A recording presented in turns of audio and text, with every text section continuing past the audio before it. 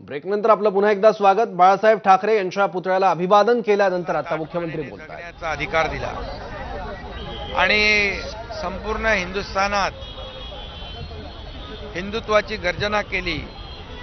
गर्व से कहो हम हिंदू आहेचा नारा दिला आणि संपूर्ण देशभरामध्ये एक हिंदुत्वाची लाट निर्माण करण्याचं काम त्यांनी केलं। त्यांचे विचार घेऊन आम्ही पुढे निघालोय। त्यांच्या विचारांचं सरकार या राज्यामध्ये स्थापन केलं आणि आज बाळासाहेबांना अभिप्रेत असलेलं काम सर्वसामान्यांना न्याय देण्याचं, या राज्याचा सर्वांगीण विकास करण्याचं काम सरकारच्या माध्यमातून गेल्या वर्षभरामध्ये होतंय आणि आपण पाहतोय।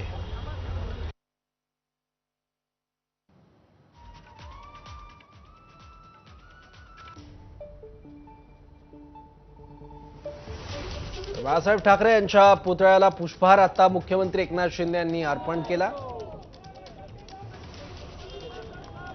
आणि त्यानंतर मुख्यमंत्री एकनाथ शिंदे माध्यमांशी बोलतात।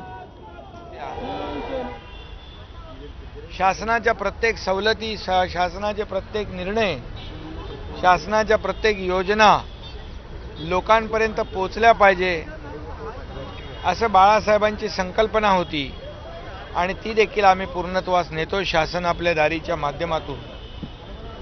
खरं म्हणजे लवकरच अयोध्येमध्ये राम मंदिराचं लोकार्पण होत आहे, ते पण बाळासाहेबांच्या जयंतीच्या पूर्वसंध्येला। हा देखील एक अपूर्व योगायोग आहे।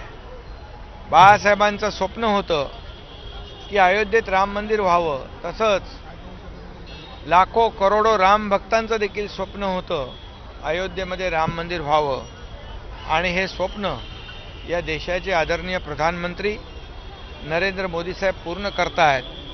खरं म्हणजे या वर्षाची खरी श्रद्धांजली बाळासाहेबांना ही ठरेल आणि बाळासाहेब असते तर प्रधानमंत्री मोदी साहेबांचं देखील त्यांनी अभिनंदन केलं असतं, त्यांना शाबासकी दिली असती। आणि म्हणून मी एवढंच सांगतो की या राज्यामध्ये सर्वांना, सर्व घटकांना, सर्वसामान्य माणसाला, या राज्यातल्या प्रत्येक सेक्टरला या राज्याचा सर्वांगीण विकास जो आहे आज आपण होताना पाहतोय। आज बंद पडलेले प्रकल्प आपण सुरू केलेत, नवीन प्रकल्प आपण सुरू केलेत, नवीन योजना आपण सुरू केल्या। खरं म्हणजे या बाळासाहेबांच्या प्रेरणेमुळेच आणि त्यांनी दिलेल्या शिकवणीमुळेच अशा प्रकारचे निर्णय आम्ही घेतोय।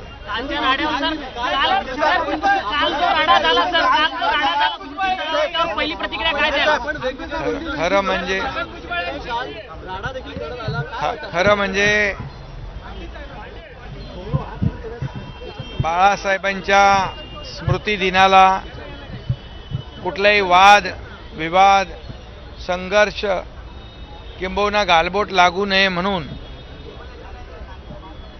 मी स्वतः, आमदार, खासदार, आमचे पदाधिकारी, कार्यकर्ते कालच स्मृतीस्थळावर गेलो, त्या ठिकाणी नतमस्तक झालो, दर्शन घेतलं आणि आम्ही तिथून निघालो। आमचे कार्यकर्ते देखील, पदाधिकारी तिथून निघत होते आणि अशा वेळेस उबाटाचे लोक तिकडे येऊन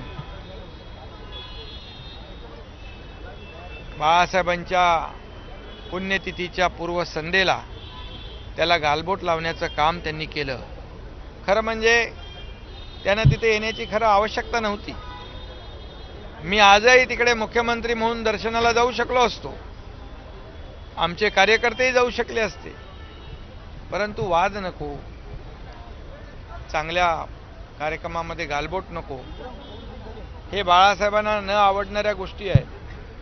आणि म्हणून काल जे काय घडलं त्याचा मी काल अतिशय दुर्दैवी प्रकार होता, निंदनीय प्रकार होता, त्याचा मी निषेध काल केलेला आहे आणि सगळ्यांना शांततेचं आवाहन देखील केलं आहे।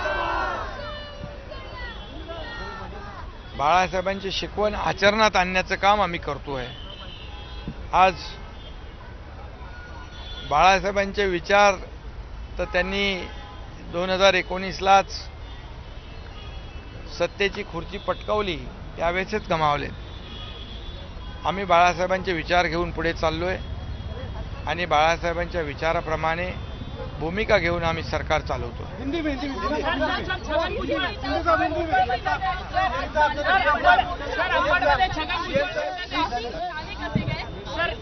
आज यहाँ पर हिंदू हृदय सम्राट बाळासाहेब ठाकरे जी की पुण्यतिथि है। हम सब लोग कल भी वहाँ पर स्मृति स्थल पर गए थे। आज यहाँ पर बाळासाहेब ठाकरे जी के सामने नतमस्तक होने, उनको पुष्पमाला पहनाने के लिए आए हैं, उनका आशीर्वाद लेने के आए हैं और बाळासाहेब ठाकरे जी के विचार लेकर हम आगे बढ़ रहे हैं। उनके विचारों की सरकार हमने स्थापन की है और इसलिए जो आम आदमी है उसके जीवन में बदलाव लाने के लिए, इस राज्य का सर्वांगीण विकास करने के लिए हमारी सरकार कटिबद्ध है। मैं ये भी कहूँगा कि इस बार बाळासाहेब ठाकरे जी की जयंती के पूर्व संध्या में अयोध्या में भव्य राम मंदिर का निर्माण हो रहा है। ये भी करोड़ों राम भक्तों के लिए बहुत बड़ी उपलब्धि है, आनंद की बात है। और बाळासाहेब ठाकरे जी का भी यही सपना था कि अयोध्या में राम मंदिर बने। कुछ लोग मजाक उड़ाते थे, मंदिर वही बनाएंगे, तारीख नहीं बताएंगे, ऐसे कहकर मजाक उड़ाते थे। लेकिन बाळासाहेब ठाकरे जी का सपना इस देश के आदरणीय प्रधानमंत्री नरेंद्र मोदी जी ने पूरा किया। मंदिर भी बनवाया है और तारीख भी बतलाई है और इसलिए ये सही श्रद्धांजलि बाळासाहेब ठाकरे जी को मिली है, मिलेगी, ऐसा मैं मानता हूं।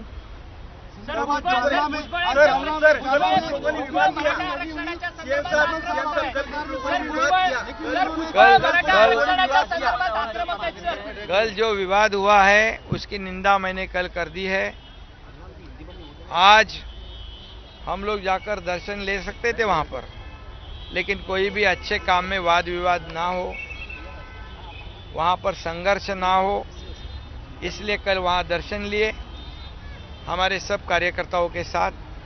वहां से हम निकल रहे थे, मैं निकला था, हमारे कार्यकर्ता निकल रहे थे और उस वक्त उबाटा के लोग आकर वहां पर जो उन्होंने बर्ताव किया है ये निंदाजनक है और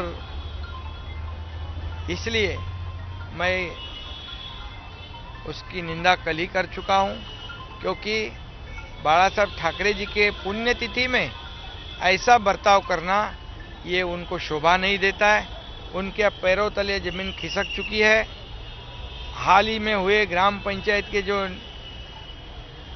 चुनाव के निकाल है, निर्णय है, उन्होंने साबित कर दिया है कि वो 7वें नंबर पर पहुंच गए हैं। अभी वो 7वें नंबर से और कितने नंबर पे जाते पता नहीं, लेकिन इतना ही मैं कहूँगा, लोग, ये महाराष्ट्र की जनता सब कुछ जानती है, काम करने वालों के साथ में है जनता, घर बैठने वालों के साथ में नहीं है। ये ग्राम पंचायत चुनाव में साबित करके दिखाया है।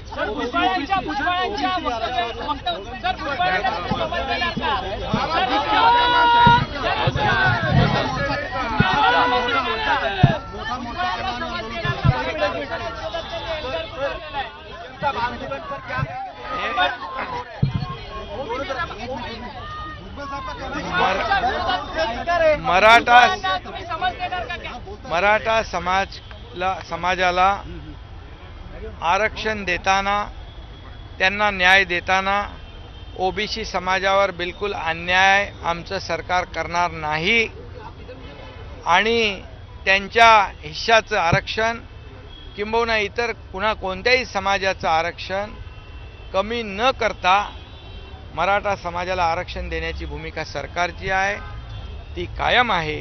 त्यामुळे ओबीसी समाजामध्ये कुठलाही संभ्रम निर्माण करण्याचा आवश्यकता नाही, निर्माण होण्याची आवश्यकता नाही। ओबीसी समाजावर कुठलाही अन्याय होणार नाही आणि त्यांचं आरक्षण कमी करून मराठा समाजाला आरक्षण देताना कुणावरही अन्याय करणार नाही। मराठा समाज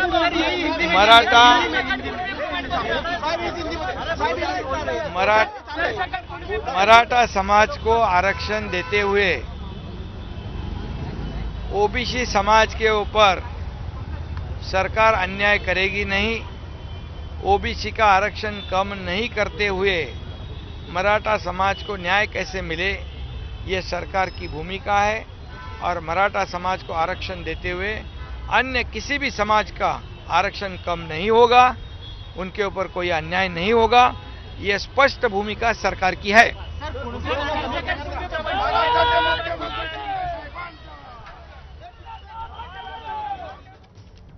तर ओबीसी समाजाने संभ्रम निर्माण करून घेऊ नये, ओबीसींच्या आरक्षणाला कुठलाही धक्का लागणार नाही अशी ग्वाही आता मुख्यमंत्री एकनाथ शिंदे यांनी दिली आहे।